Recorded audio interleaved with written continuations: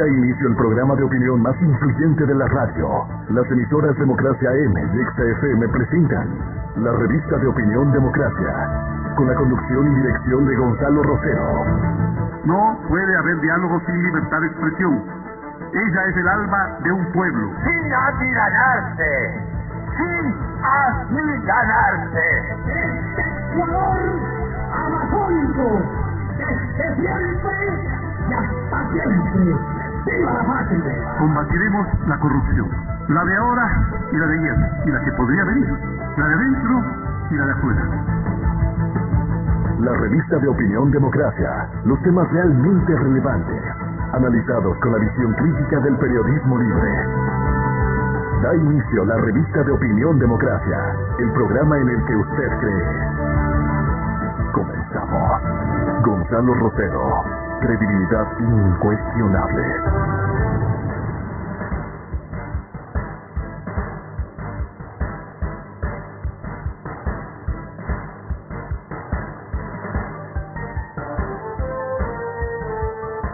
Buenos días amigos, amigas, es lunes 24 de agosto del 2020 y como escuchábamos a Verónica decir, bueno, el panorama se va pintando ya con varios colores, están listos una inmensa gama de candidatos y de posibilidades electorales. Quizás asistimos a una de las elecciones más difíciles en tanto y en cuanto la organización social ha sido destruida y hay que volverla a plantear. Sí, Milton. Estamos diciendo que, bueno, el tema del análisis va por quienes van a correr en las elecciones, las propuestas, la falta de organizaciones políticas y lo poco que ha quedado de esas organizaciones buscando desesperadamente cómo participar, seguramente pensando en no desaparecer y en otros casos buscando el tener una propuesta, ¿no? Que también hay que reconocer eso. Esta mañana vamos a iniciar un diálogo con el doctor Santiago Basabe. ¿Cómo queda la papeleta electoral? Ya vemos que estas son unas primeras propuestas. Casi todos han dejado abierta la puerta a intentar de esto hacer a lo mejor un diálogo, una concertación para buscar. No sé si eso es posible, pero a primera vista, ¿qué nos dice esta papeleta electoral? Santiago, bienvenido, buenos días. Gracias, Francisco, buenos días de la audiencia de Radio Democracia y EXE. Bueno, a primera vista lo que nos deja la papeleta es que lo de fondo es que hay que tener una reforma profunda y concienzuda del Código de la Democracia.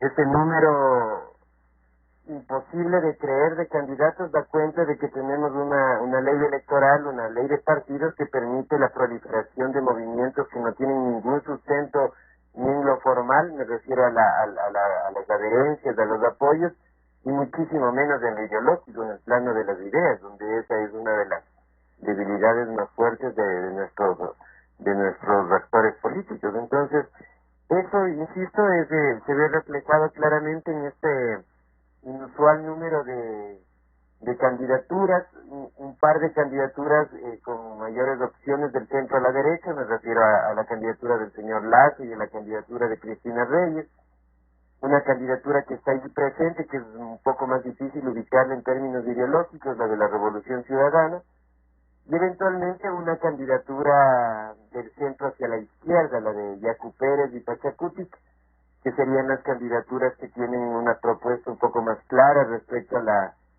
salidas políticas y económicas del país. Y luego de eso, tienes 10, 12, 14 candidaturas que buscan cualquier cosa, menos tener intención de ganar la elección por un lado, y tampoco tienen ninguna propuesta en términos político-ideológico seria, formal, que represente tener un poco de respeto hacia el electorado, sino que, como te he dicho, buscan o restar votos a unos candidatos, o en otras palabras, son candidaturas escondidas de algunos de estos que he mencionado. En otros casos, conseguir algún espacio mínimo en la Asamblea Nacional para desde ahí intercambiar puestos en el sector público por votos, que es lo que ya hemos visto en varias ocasiones, y en otros simplemente tener un par de meses de salir del anonimato y conseguir espacios dentro de los medios de comunicación a partir de la pauta publicitaria que paga el pueblo ecuatoriano.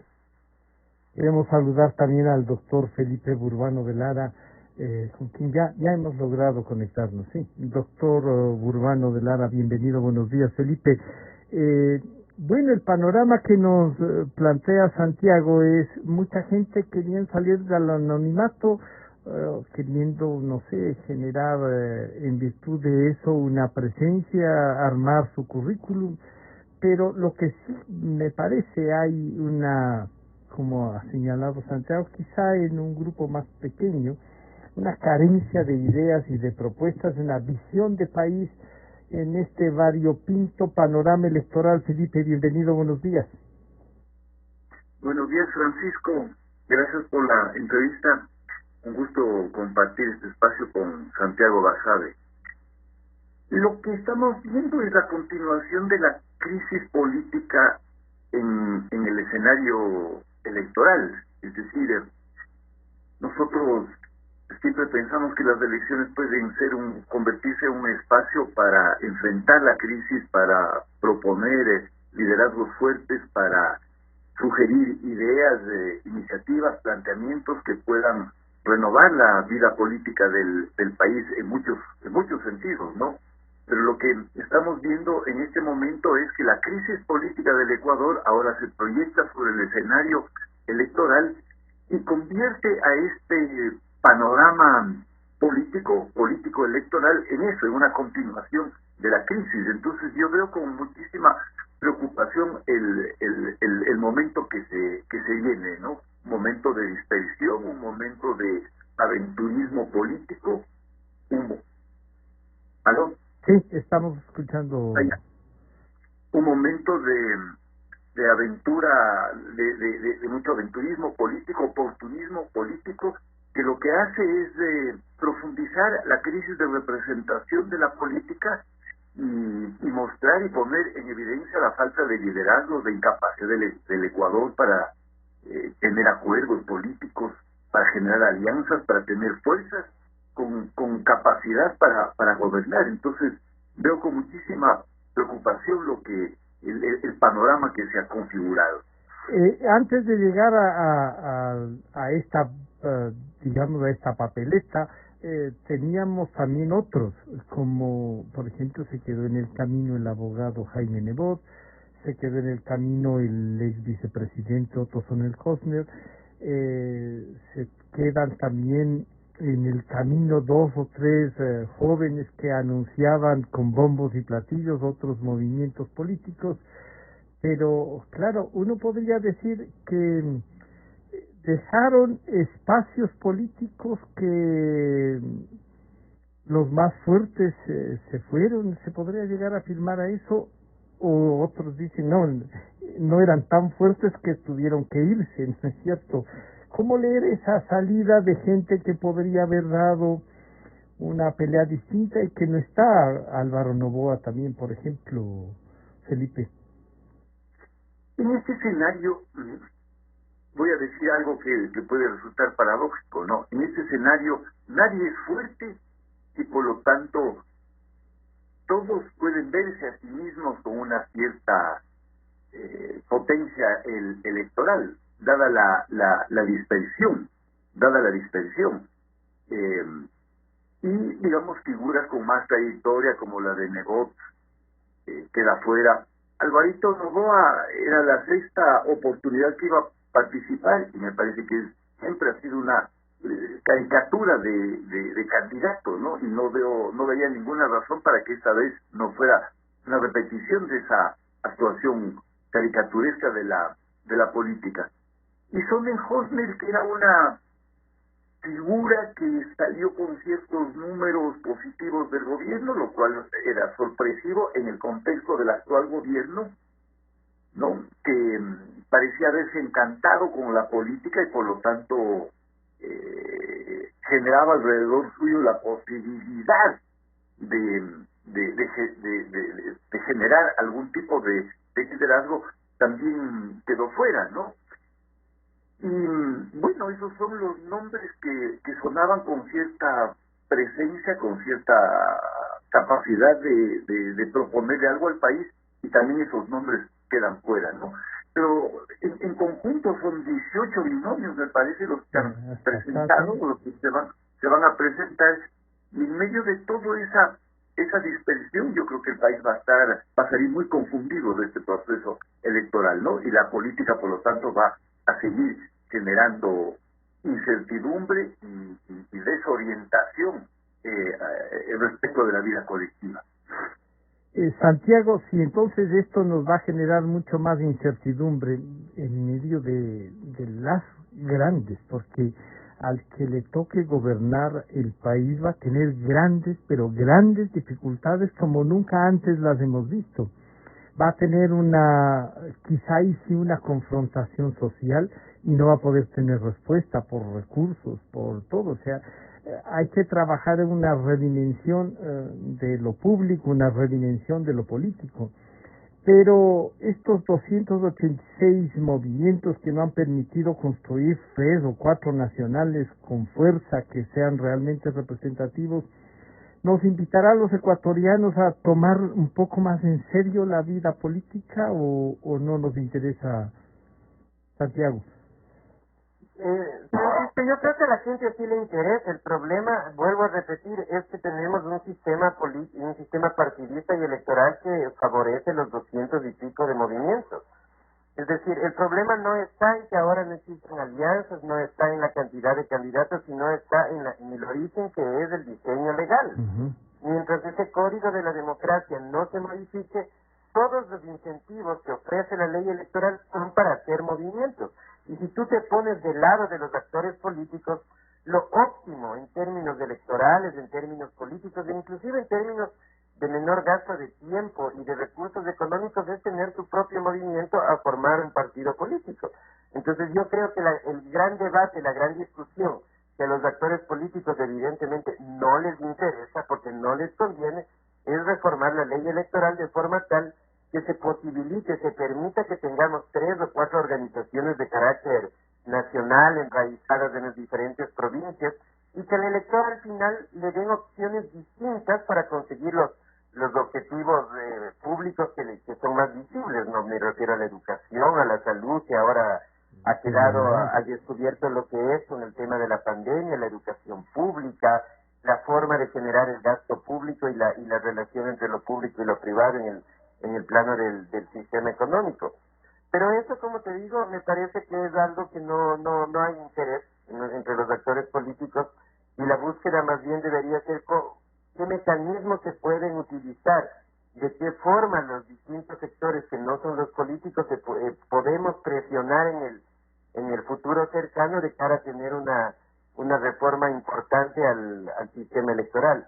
Ahí hay un mito que es una absoluta falsedad que hay que tratar de desbancar de la opinión pública y de la ciudadanía, que es el hecho de que los movimientos y la participación de los independientes democratiza el sistema electoral y el sistema de partidos, y eso es una absoluta mentira.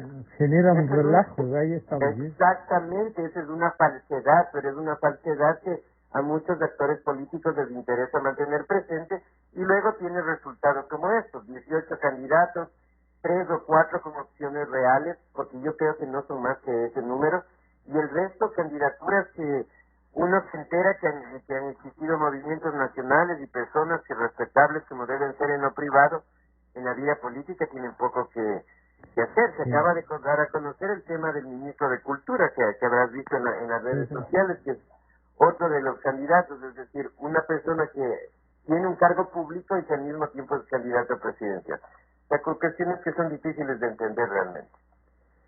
Bueno, Felipe, si es que entonces todo aquel que llega, no hay que olvidar, claro, uno diría el expresidente Correa, luego de hacer opinión pública, ¿no? Porque en eso estaba especializándose. Llegó a ser ministro de Finanzas 2 meses y de inmediato pasó a ser candidato, interpretó en el discurso a una lucha larga de algunas organizaciones sociales, se tomó ese discurso, se adueñaron, se apropiaron como se han apropiado de muchas cosas, y ganó la presidencia y ya estaba a punto de no irse, si no es que este presidente Moreno, que es el que nos impuso él, decide ser presidente y no seguir en el proyecto, sino ser presidente, con sus errores o sus aciertos. Entonces, eso es una provocación para que otros aventureros así digan, así también se puede tener éxito y se evite aquello de construir un movimiento, de tener gente en las provincias, de darse el tiempo para visitarlas, conocer a sus dirigentes, hacer un partido político, generar ideas. Felipe, ¿cómo hacer esto? Planteas una cosa complicadísima, ¿cómo hacer esto? Porque lo que hemos visto son intentos, algunos exitosos, y después terminan en grandes decepciones y desmovilizaciones, ¿no? Caso de Alianza País, que quizá es, digamos, el movimiento más exitoso en términos políticos en los últimos años, en términos de un movimiento que se constituye, que llega al poder y que logra sostenerse 10 años en el poder. Por lo menos estos 15, ¿no? Y bueno, después gana una nueva elección, ¿no? Claro. Un movimiento que se articula desde un tipo de liderazgo carismático, ¿no? De corte personalista y caudillista, que tampoco logra sobrevivir, digamos, al relevo de liderazgo dentro de ese movimiento, ¿no? Y termina en una gran división y en una gran implosión interna. El caso de Creo con el señor Lasso, ¿no?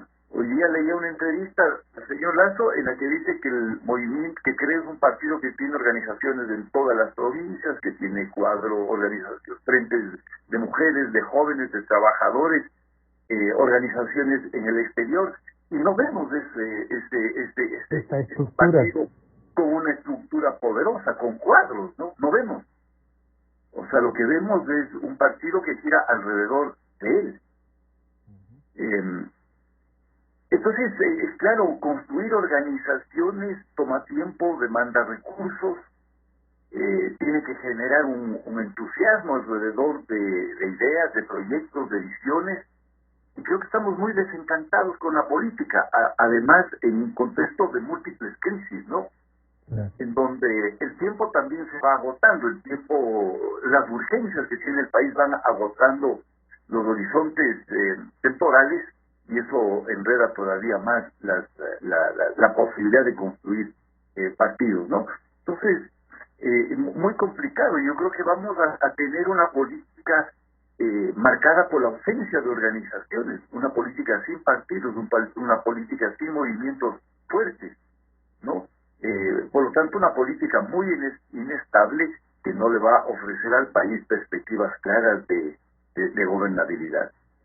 Esto de que muchos asesores de campañas y eso que le dicen, no tome en cuenta que la corrupción, a la gente no le importa, no le hable de esto porque no le importa, dígale las cosas que quiere escuchar, no le plantee un proyecto, sino respóndale a las preguntas más inmediatas, lo ideológico no cuenta, a nadie le importa, y así dicen con la frescura más grande los asesores y publicistas.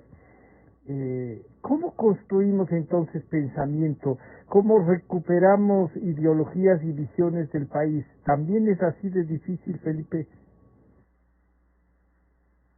Creo que son múltiples espacios en donde se tienen que generar ideas, ¿no?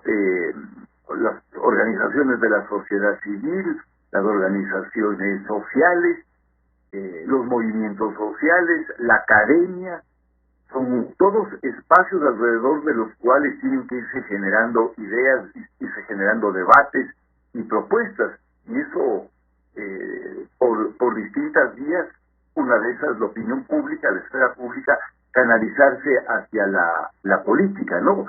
Pero yo tengo la sensación de que la política actúa en un gran vacío, porque hay una gran desconexión de la política con las dinámicas sociales, con las problemáticas sociales, porque la política no ha sido capaz de darle respuestas a los problemas del país, o incluso cuando tuvo posibilidades de dar estas respuestas, ¿no? Como en la época de la Revolución Ciudadana, que terminó siendo, digamos, conduciéndole al país a una crisis muy profunda. Entonces yo tengo la sensación de que la política se mueve en un vacío, en una incapacidad de interlocución con la sociedad, y mientras no se restablezca ese vínculo, mientras la política no sea capaz de pensar los problemas que tiene que resolver en la sociedad, vamos a vivir en un vacío de ideas, en un vacío de horizontes, en un vacío de proyectos, ¿no? En un vacío de discurso. Santiago, en este vacío de discurso, entonces, ¿se podría decir que han tenido razón los asesores de campañas al decir que las ideologías se han muerto y que no hay, pues, entonces, visiones distintas y que la política es aquello que responda ese momento? Santiago. Sí, estoy aquí. Sí. ¿Aló? Sí, estoy acá. Sí.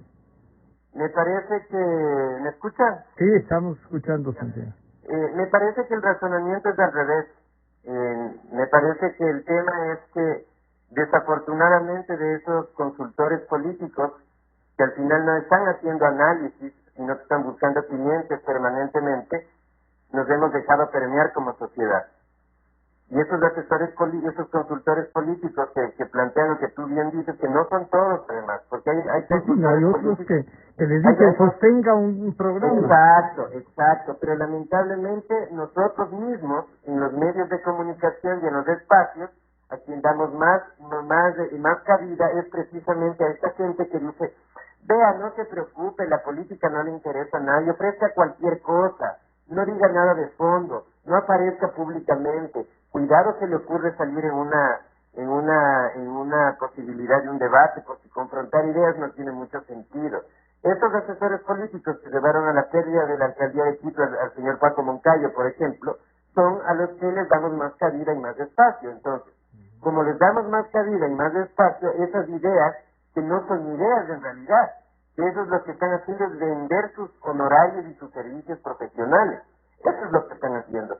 Como le damos cabida, entonces luego la gente termina desencantada y dice: sí, efectivamente, esto no tiene ningún sentido, y algunos actores políticos que no tienen ideas y se ven entonces interpelados por esta posibilidad de ganar con el puro marketing, empiezan a tener mayor espacio y mayor capacidad. Yo siempre he mantenido que una de las peores enfermedades que le pueden pasar al Ecuador, o que se pueden permanecer en el país, es eso de que las ideologías ya no existen, eso de que la derecha o la izquierda es algo del pasado, eso de que las posiciones políticas ya no van más. Porque precisamente en un momento como esto, las posiciones ideológicas son las de fondo. Y en términos simples, si nosotros queremos salir del problema económico que tenemos, por ejemplo, una opción es hacerlo incrementando las tasas de impuestos, por ejemplo. Esa es una visión política, y otra visión dirá: no hay que subir impuestos, sino hay que bajarle, o hay que generar la producción y el intercambio de moneda por otro lado, o hay que darle mayor espacio al Estado aún en una situación de crisis.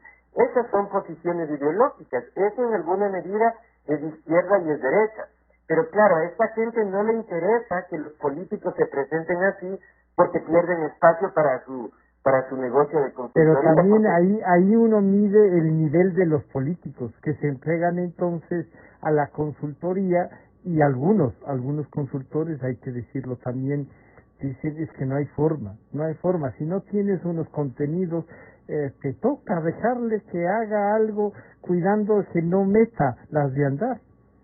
Es que precisamente la mayor parte de los políticos no tienen ideas, pues entonces de ahí el discurso del puro marketing por sí mismo, sin contenido, es perfecto, pero me parece que no es el caso de todos. Yo he planteado hace un momento que entre creo, por ejemplo, el partido del señor Lazo y el Partido Social Cristiano, hay diferencias ideológicas. Sí las hay, no son lo mismo, y yo creo que en esta campaña ojalá se pueda demostrar eso. Exactamente, Cristina Reyes y el señor Lazo hagan un debate de ideas, lo cual le hace falta al país. La posición de Yacu Pérez es una posición distinta, y la posición de la Revolución Ciudadana es distinta. La Revolución Ciudadana del señor Correa me parece que tiene un conjunto de ideas que nos puede gustar o no, eso es otra cosa. Sí. Esa es otra cosa, pero yo creo que se puede discutir.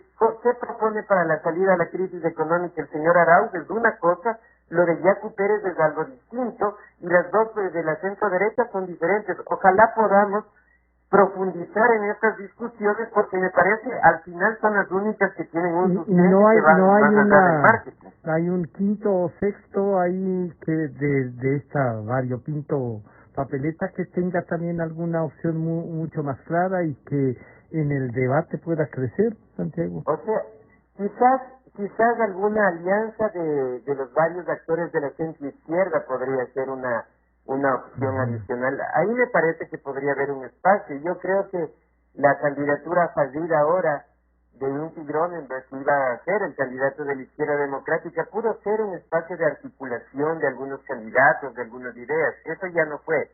Pero yo creo que podría surgir una opción alrededor, no sé, de una conjunción de la candidatura de César Montúfar con el señor Larrea, con el propio candidato que sale ahora de la izquierda democrática, eventualmente con el propio Yacu Pérez.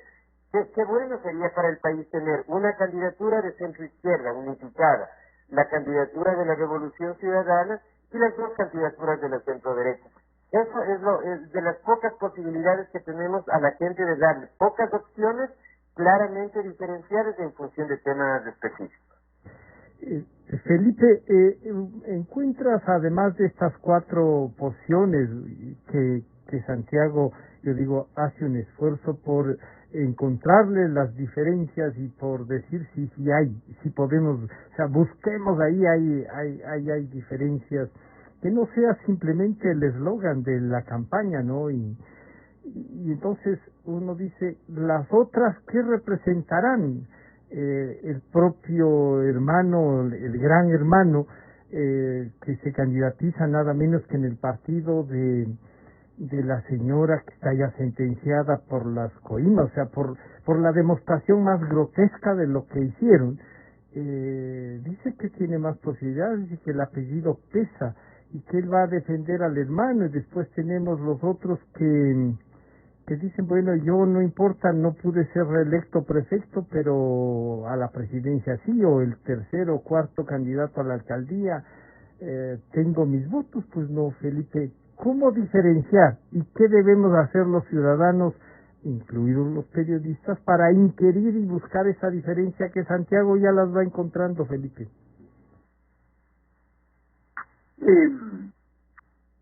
Yo creo que esta idea del pragmatismo en la política que se sustenta en la idea de que no hay ideologías, de que el votante hoy día carece de ideología, que no le interesa la ideología, que se mueve por fuera del pensamiento, posturas con las que digamos uno se diferencia en el campo de la política, es la que lleva, entre otras cosas, a esta proliferación de candidaturas, ¿no? Pues me parece que lo que plantea Santiago es muy importante. Creo que hay que ir definiendo posiciones. Ojalá esta campaña electoral sirva para que los candidatos, al menos aquellos candidatos que van a tener alguna visibilidad, puedan definir posiciones, puedan tomar opciones claras frente a la crisis económica, frente a la democracia, frente a todos los problemas que enfrenta el país,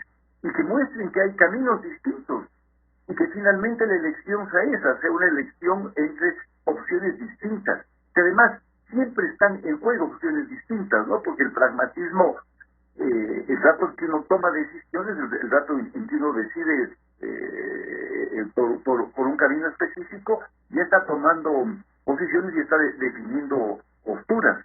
Entonces creo que eso hay que llevarles a los candidatos a que definan sus posiciones, que se posicionen frente a los grandes temas que están en discusión ahora. ¿Qué hacer con la economía? ¿Qué hacer con el Estado? ¿Qué hacer con la democracia? ¿Qué hacer con el mercado? ¿Sí? ¿Qué hacer con la política de apertura comercial? ¿Qué hacer con la dolarización? En fin, sobre todos los temas necesitamos posicionamientos posicionamientos claros, ¿no? De toda esta gama de candidatos y posibilidades, ¿encontrarías tú que existen estas 4 o 5 visiones en las que se puede centrar?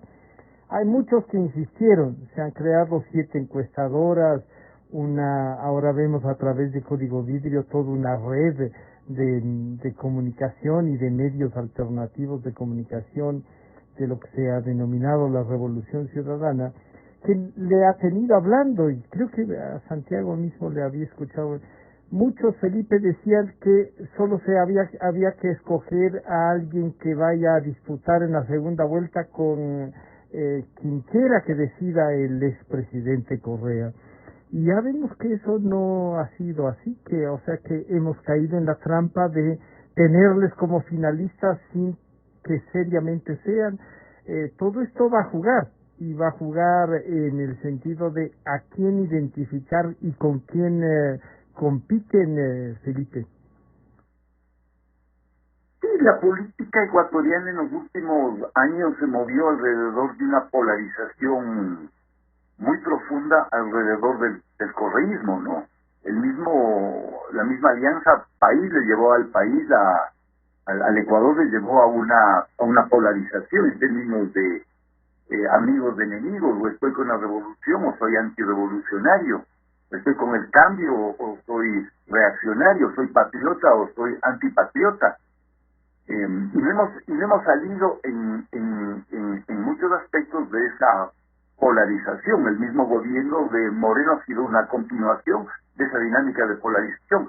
Pero ahora el escenario se abre de una manera sorpresiva, casi hasta el punto de sentirnos que se está diluyendo todo, se están diluyendo todas las posturas, ¿no? Incluso este clivaje entre correístas y anticorreístas. Veamos cómo se desarrolla la campaña y cómo se va configurando el escenario hacia una segunda vuelta electoral, porque es muy probable que nos vamos a enfrentar nuevamente a esta polarización, que es otra forma de diluir en cierto sentido el debate ideológico, ¿no? Porque es poner sobre la mesa de discusión en el primer plano esta personalización de la política y tomar posiciones alrededor de figuras personales. Santiago, si es que así vamos a llevar entonces esta campaña, si es que vamos a poder confrontarla, claro, no va a haber concentraciones, quizá los mensajes van a ser exclusivamente a través de los medios de comunicación y en algunos casos a través de los medios alternativos. Mucha gente habla de que sí, que si no estás en redes no estás en nada, y otros dicen, bueno, para estar en redes hay que tener un mínimo de recursos mensuales, ¿no? Para tener acceso a eso. Y los ecuatorianos no están, la mayoría. Se habla de los jóvenes, que los jóvenes que sienten que el mundo les debe todo y que ellos tienen derecho a todo y en ningún compromiso, que no se sienten representados por nada. En definitiva, el individualismo caló. ¿Cómo hacer esa campaña para que la ciudadanía participe, Santiago? Bueno, yo creo que ahí es fundamental tener temas claves que nos deben a presionar, en el buen sentido de la palabra, a que los candidatos tomen posiciones específicas. Esa es la única forma de desnudar a los actores políticos de los temas de fondo. Por ejemplo, ¿cuál es la posición de los candidatos respecto al tratamiento de las diferencias sexuales? Ese es un tema fundamental. No es que esté bien que seas más progresista o liberal en ese tema o más conservador. No, son posiciones respetables unas y otras, pero es necesario que la gente sepa. ¿Qué piensas tú respecto a eso? ¿Cómo puede visualizarse esa relación? ¿Perdón?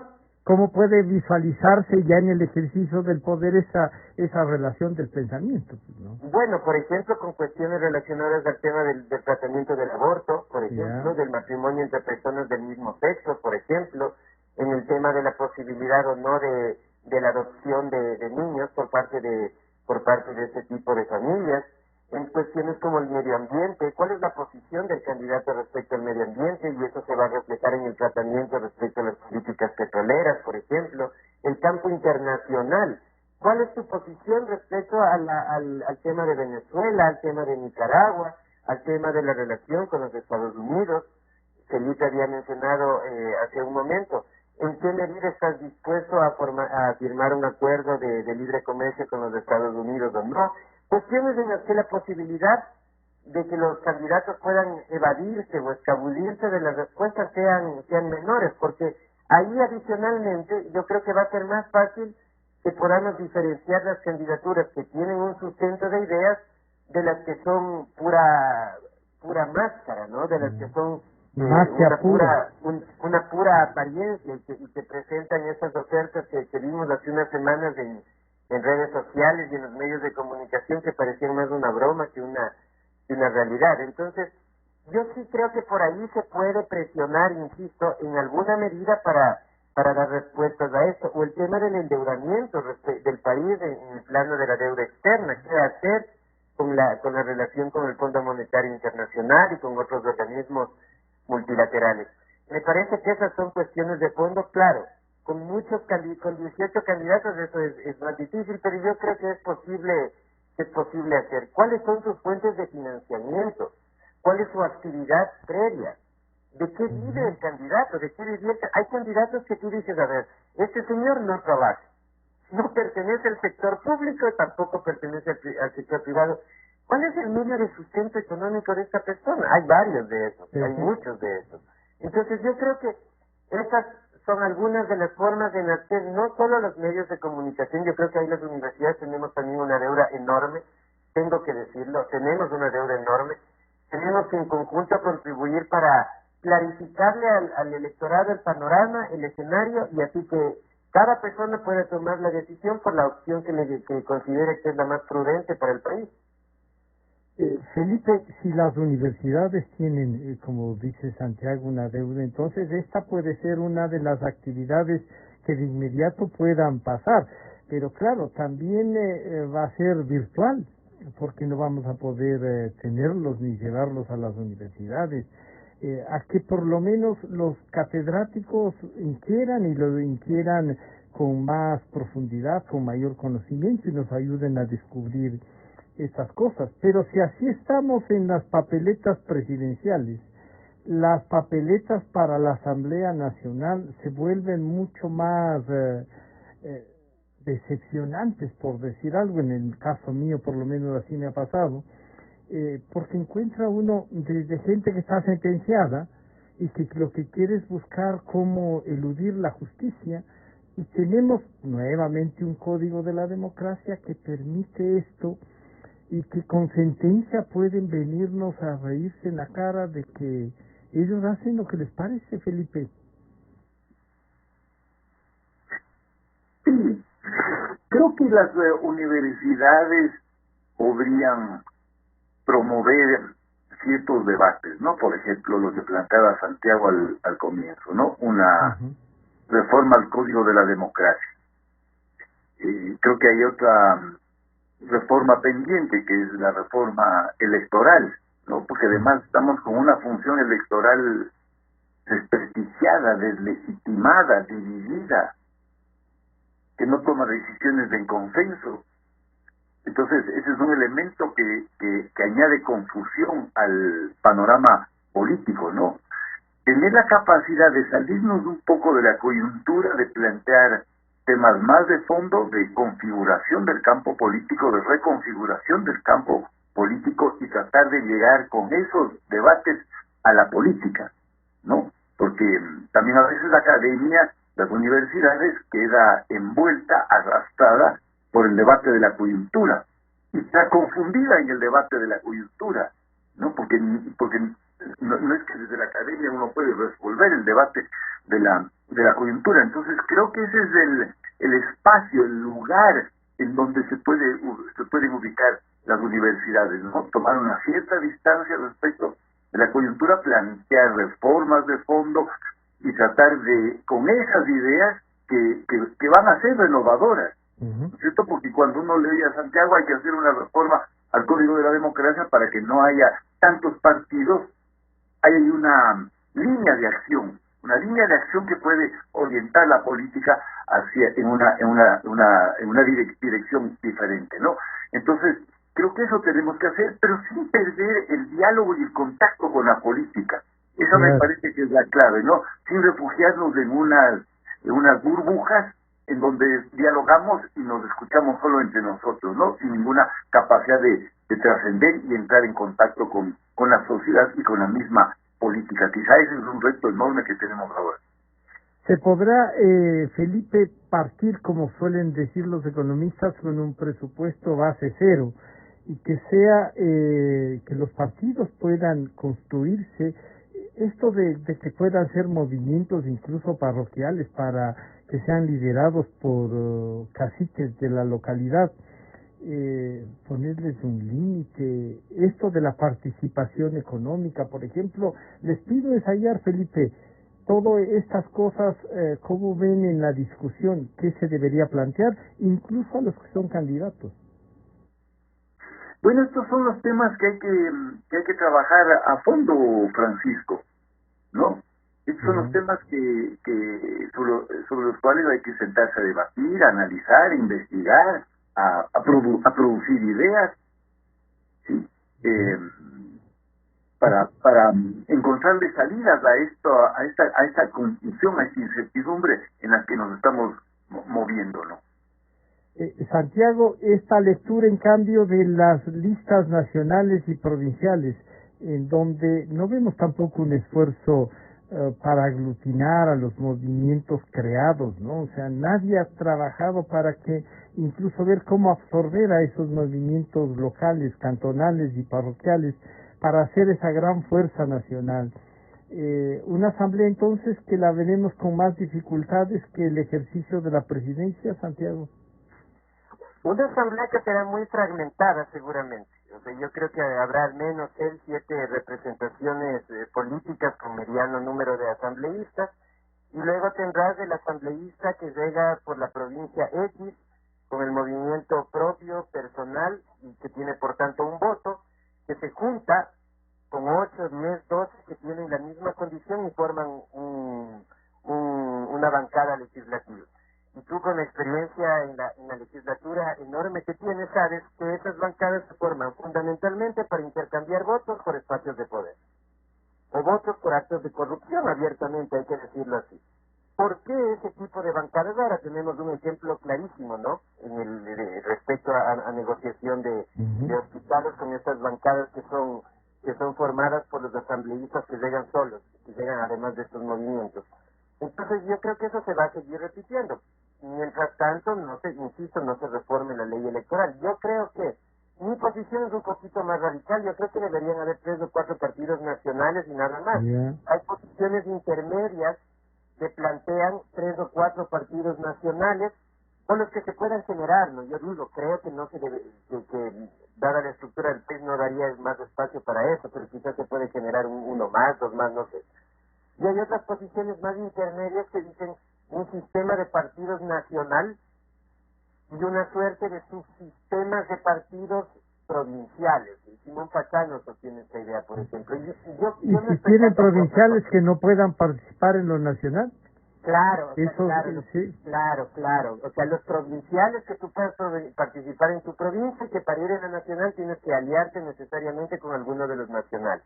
Es como un punto intermedio, ¿no? Yo creería que deberían ser solo agrupaciones nacionales, porque si no, desde el subsistema provincial también se podrían generar distorsiones.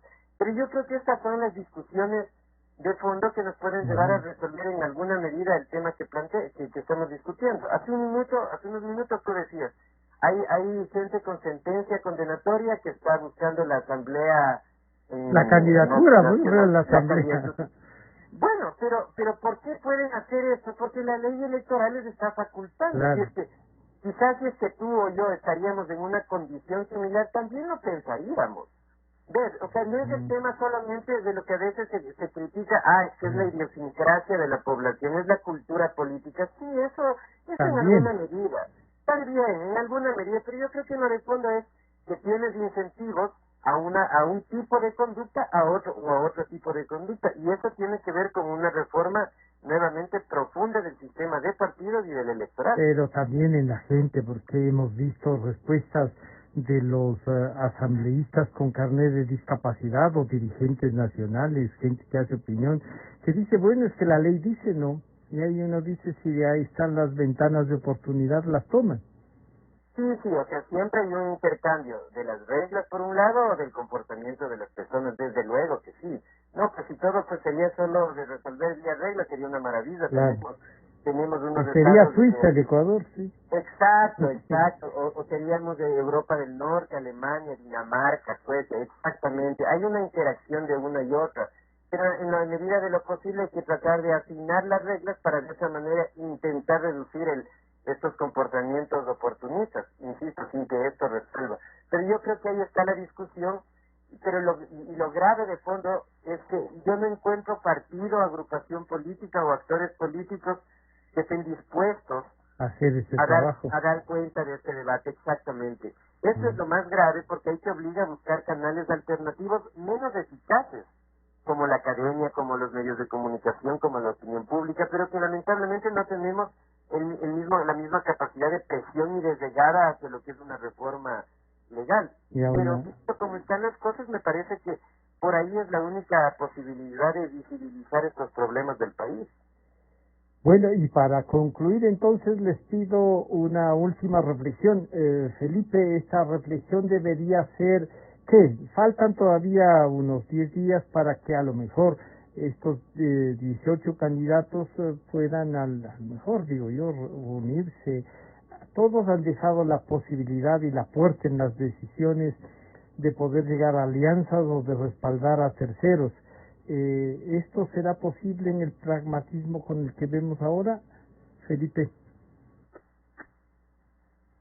Un llamado, ¿no? Quizá esa es la única reflexión en este momento para hacer un esfuerzo de concertación, un esfuerzo de acercamiento y constituir alrededor de candidaturas, proyectos políticos fuertes que eventualmente, si ganan las elecciones, tengan la capacidad de sacarle al país de la crisis, ¿no? Esta dispersión, esta fragmentación, esta cantidad de binomios que se han presentado marcan, como yo decía al comienzo, la continuación de la crisis de la política.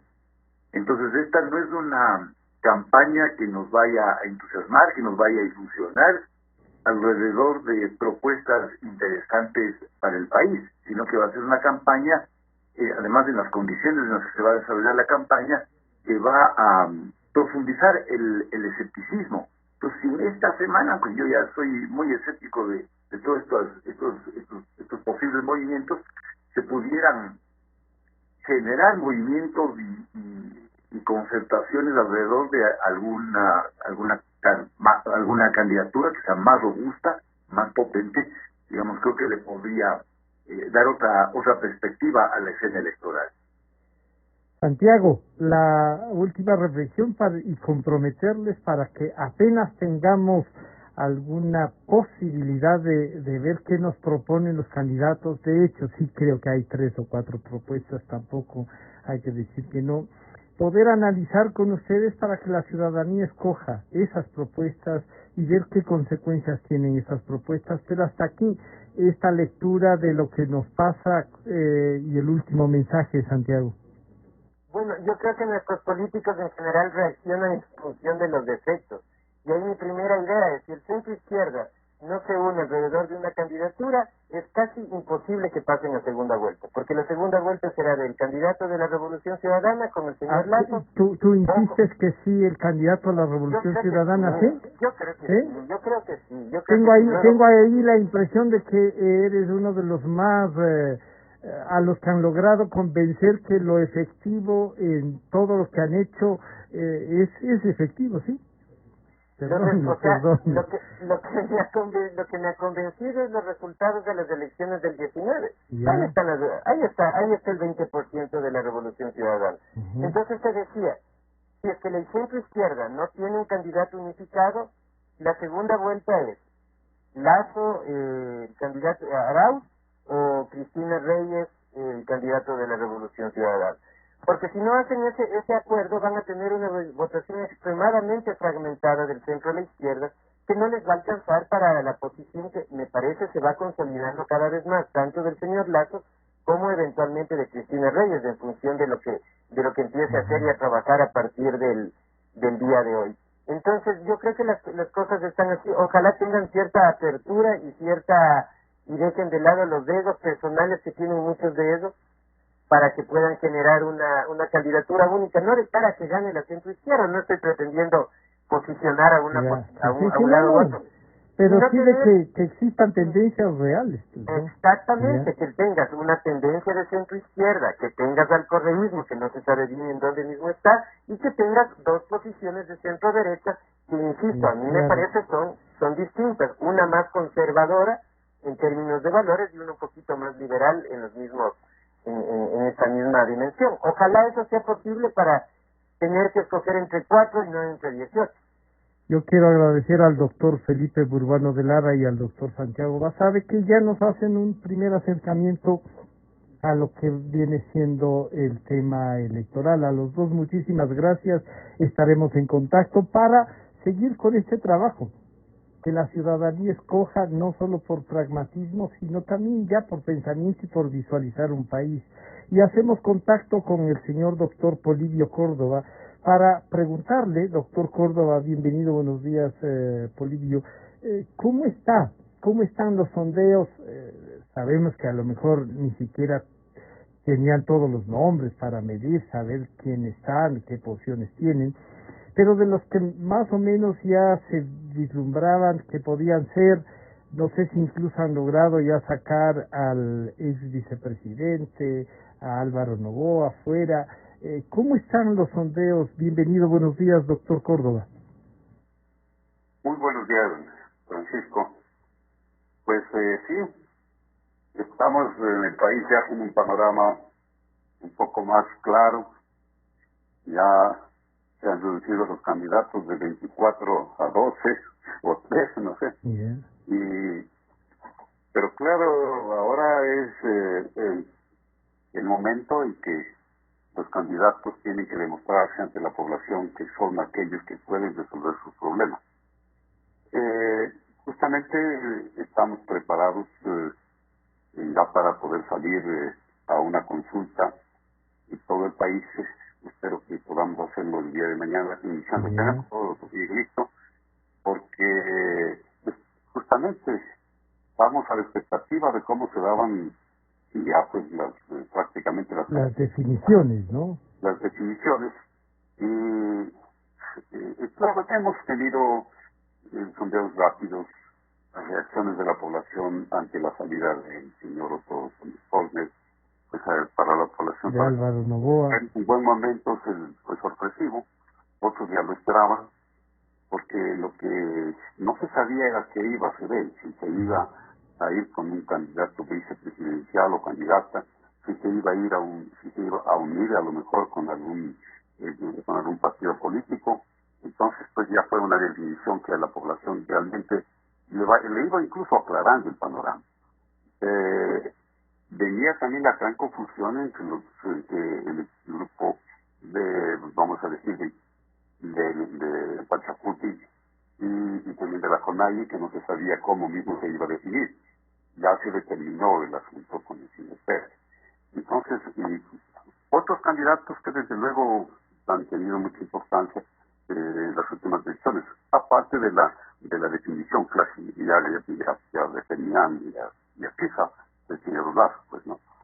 También con su candidato vicepresidencial, que también fue sorpresiva, esa candidatura. Muchos esperaban de que a lo mejor sea una mujer o sea un joven, pero pues de acuerdo a lo que él se ha manifestado, ha unido las experiencias, ¿no? Experiencia en el campo de la empresa, en el campo de la seguridad. Y por otro lado también la candidatura del señor Correa, ¿no? Con su candidato presidencial Arauz. Y él, pues que Rafael Correa, que no, pues seguramente la población también está en esa pero ahí hay una doble dificultad, digamos, ¿no? Claro, Correa se posiciona como un posible binomio sin poder serlo, pero claro, jugará que el Consejo Nacional Electoral lo pueda calificar y en las condiciones en las que pueda ser candidato, porque ¿cómo viene si le tienen que detener, doctor Córdoba? Claro. Eso es algo que la población lo tiene también bastante claro. Ya. Y lo tiene es algo que saben de que llega acá pues porque tiene que presentarse. Eso no es un asunto que tiene que hacerlo a través del sistema virtual. Tiene que venir y decir, bueno, así soy candidato. Y la gente, todo el mundo sabe de que pues tiene órdenes para detenerlo en ese momento. O sea, ahora las otras candidaturas también, por ejemplo, la propia candidatura del hermano del señor Correa, otras candidaturas que han surgido, pues que son muy respetables, pero claro, en esto también suma mucho lo que se ha venido haciendo, no solamente en los meses anteriores, especialmente en los meses anteriores, y también en todo el año anterior, el año pasado. Pero verá, Francisco, aquí podríamos decirnos tres panoramas que se tienen que definir. Uno, ¿cuáles mismos van a ser los candidatos finales? Porque la posición de Correa es muy importante, cómo es lo que él va a participar. O sea, la definición de todo lo que va a pasar con las candidaturas, con lo que van a hacer también en cuanto a las asambleas, los candidatos nacionales, los candidatos provinciales. Cuando se definan eso ya se concrete, ¿no? Claro, tiene mucho que ver porque vienen ahí los movimientos provinciales, o sea, la reacción de cada provincia incluso. Eso, por un lado. Por otro lado, pues también la forma como la población se va a presentar ante, digamos, los candidatos se van a presentar ante la población, atendiendo a lo que les preocupa. Porque ahora tienen que ser, pero muy realistas. ¿Cómo va a resolver el primer problema? El problema económico, el problema del desempleo, porque a eso es lo que está esperando la población. ¿Cómo va a resolver sus problemas nacionales y personales? ¿Usted cree que si la gente sí está esperando que le den respuestas a eso o está pensando quién es el que más cantos de sirena tiene? Creo que es combinado esto. Ya. Porque la población ya conoce a los candidatos en una buena mayoría. La candidata del Partido Social también es conocida. Claro, ya. Entonces, ¿cómo es lo que se va a resolver su gran problema? El problema económico, el problema del país, la crisis económica, el problema económico personal, familiar, el problema económico nacional, el problema también de la salubridad, que es un asunto que a la población le tiene tremendamente preocupada, no sabe qué mismo lo que va a pasar, porque dependiendo del avance de la pandemia va a ser también la forma como se va a manejar el país en la parte económica. Luego el problema de la corrupción que le tiene tan molesto, ¿no? Y el plan real de qué es lo que va a hacer el próximo presidente. Puede influir. ¿Qué tipo de trabajo va a tener? También hay un asunto que tiene que ver mucho con el tercer campo, es el campo electoral, el panorama del panorama electoral. ¿Qué garantía tiene el votante de que el manejo de todo el proceso electoral va a ser un manejo transparente? ¿Qué garantía tiene de que se va a... Hay una gran preocupación en eso, ¿no? Que si este consejo podrá responder o nos podrá garantizar que lo que resuelve el pueblo ecuatoriano sea y no lo que alguien quiere. Exactamente, porque la experiencia de tal magnitud que la población dice, bueno, ¿acaso va a pasar lo mismo que ha sucedido hace tantos años, hace 3 o 4 años? ¿Acaso va a tener la población, dada la situación que vive? Que no se sabe cómo va a ser el día de las elecciones, no se sabe cómo va a actuar. Entonces, como digo, primero, los candidatos, ¿cómo es lo que van a resolver el problema del país?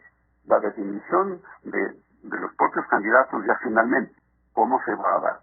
Y luego, el ambiente en el que va a darse todo el proceso electoral, de ese Consejo Nacional Electoral, que tiene una confiabilidad tan pobre, una credibilidad tan pobre, va a manejar esto que es clave, lo que no ha sucedido en el país en años de años ante una crisis de la que se está viviendo.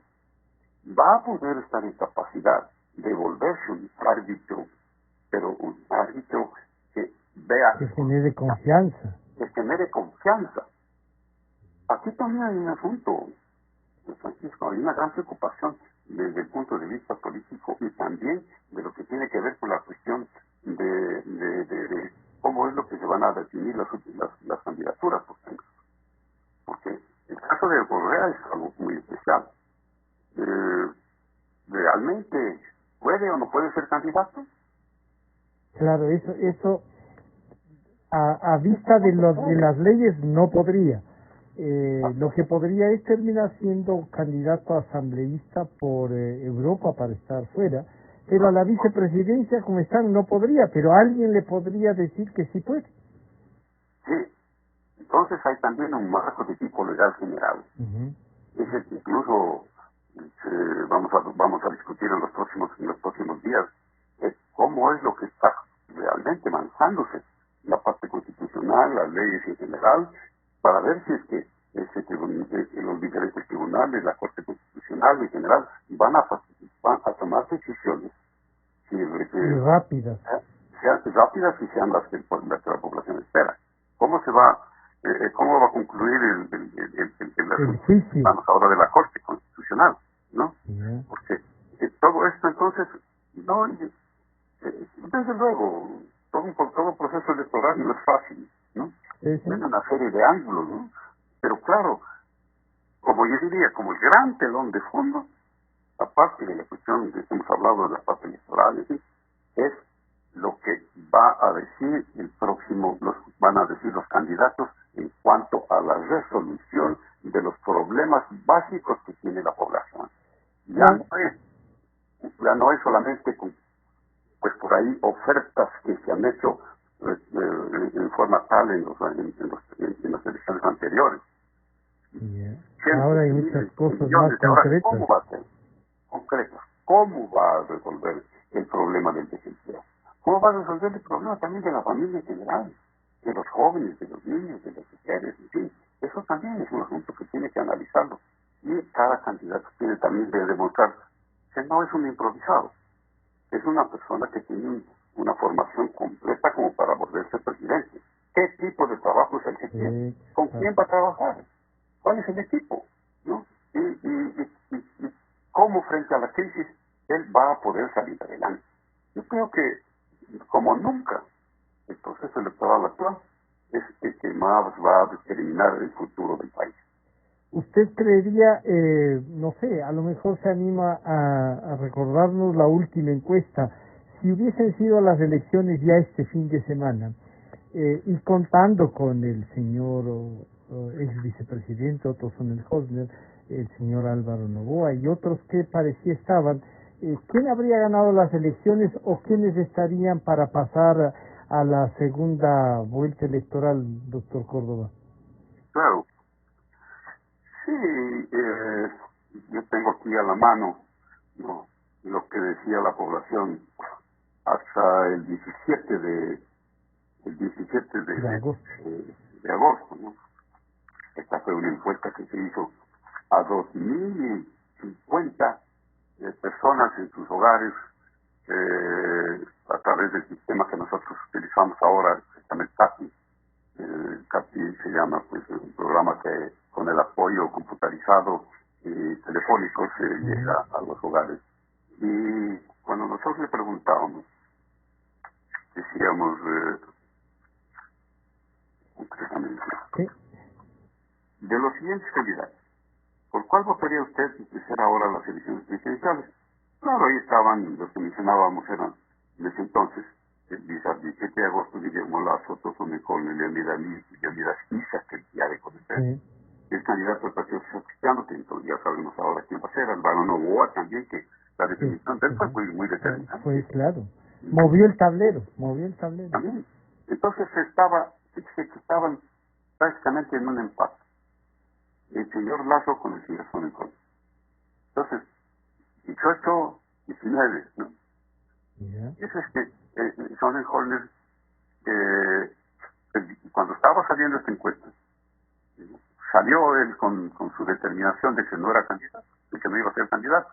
Entonces, estos datos ya prácticamente quedaron para claro. cómo es lo que se da en esta semana, porque Sí, sí. enseguida venía el señor Álvaro Novoa con 13 puntos.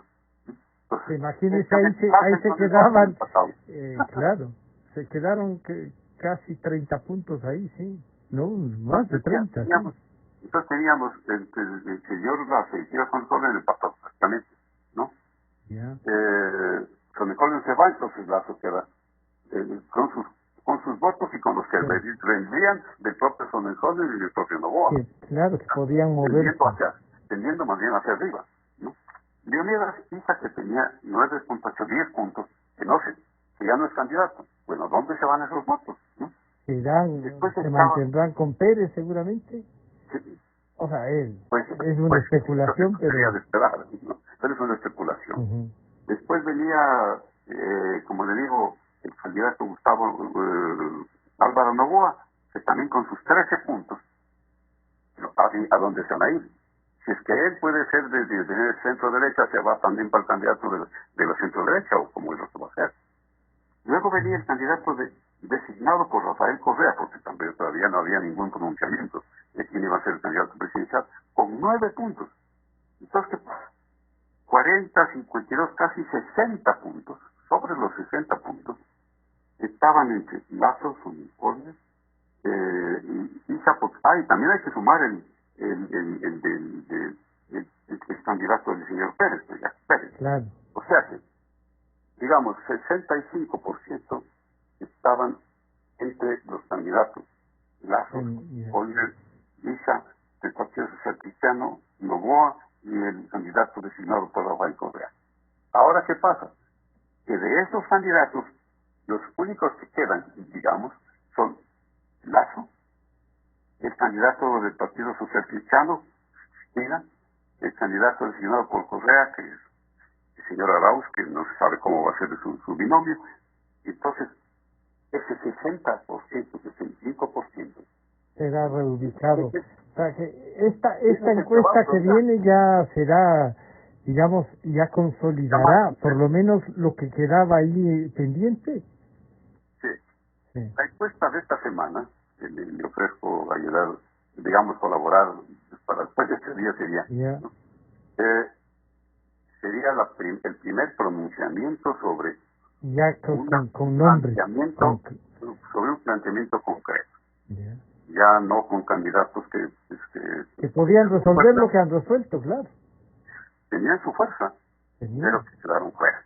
Entonces, pero como digo, otra cosa que tiene que haber, Francisco, de parte del Consejo Nacional Electoral, es una promoción, un nivel de conocimiento tal que se lo difunda, que se le haga, que se le ponga en manos de la población, para saber cómo se va a dar. Ya sabemos con quiénes, pero cómo va a ser el proceso. Que se le informe, que tengan posibilidad de que toda la población sepa muy bien de quién se trata, qué candidatos son. Claro, el doctor Medardo Leas hacía un planteamiento así, que es indispensable ahora más que nunca que el Consejo Nacional Electoral proponga un programa para que podamos conocer y profundizar con los candidatos la visión de país que tengan, ¿no? Yo estoy totalmente de acuerdo. Fíjese, Francisco, pues que nosotros vamos a hacer unos 2 paneles, 2 focus cada semana, 2 foros, ¿no? Con los principales formadores de opinión, para que a través de esos foros se ilustre, se analice, se apoye a toda la población para que entonces puedan hacer las cosas como es.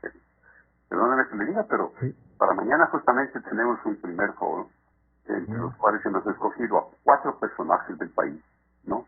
En donde vamos a analizar la base política, la base electoral, ¿no? De cómo es lo que se está frente a qué es lo que se está y qué es lo que se debería hacer. Perdóneme que no me perfecto. Yo espero que... Sí, perdón. Perdóneme que les diga quiénes van a estar. Bueno. Vamos a estar. Sí, se corre el riesgo. Es que hay un asunto, Francisco. Hicimos esta organización desde la semana pasada. No como consecuencia de cómo se están dando ahora. Entonces consideramos representantes, vamos a decir, de la población, que todos los días están analizando seriamente lo que pasa en el país. Va a estar Francisco, va a estar nuestro director, justamente de ahora de este programa, que siempre está conversando todos los días pues con toda la población. Va a estar tú, Francisco, el doctor Hernán Pérez Luz, también es un muy buen editorialista de Diario del Comercio. Sí, el Universo. Sí. Va a estar el doctor Ollarte, es un constitucionalista, sí. Que analiza muy bien cómo es lo que está en la situación actual y qué es lo que viene después. Y también va a estar justamente Medardo Leal. También. Que tiene una experiencia formidable en el campo. En temas electorales, además de abogado en ejercicio profesional, ¿no? Bueno, Polibio, doctor Córdoba, muchas gracias por este contacto. Estaremos haciendo el seguimiento y veamos cuáles son los primeros resultados ya con los datos concretos. Muchas gracias, doctor Córdoba. Todo gusto, Francisco. Nos vemos mañana. Gracias. Ha estado con nosotros el doctor Polibio Córdoba, director general de SEDATOS, y con lo que se veía hasta la semana pasada y cómo se puede ir concretando, ¿no? Luego de este corte volvemos ya con un tema que está en el debate, que es el tema de la educación en casa, o de qué forma vamos a poder continuar con la educación, los jóvenes, los maestros, las universidades, las escuelas, los colegios. Enseguida volvemos. Con toda la fidelidad, un manejo informativo solvente. Democracia. Bueno. Mamá, ¿cómo estás? Ay, hijo, bien, pero te extraño mucho. ¿Cómo está la niña? Bien, aquí extrañando a la abuela.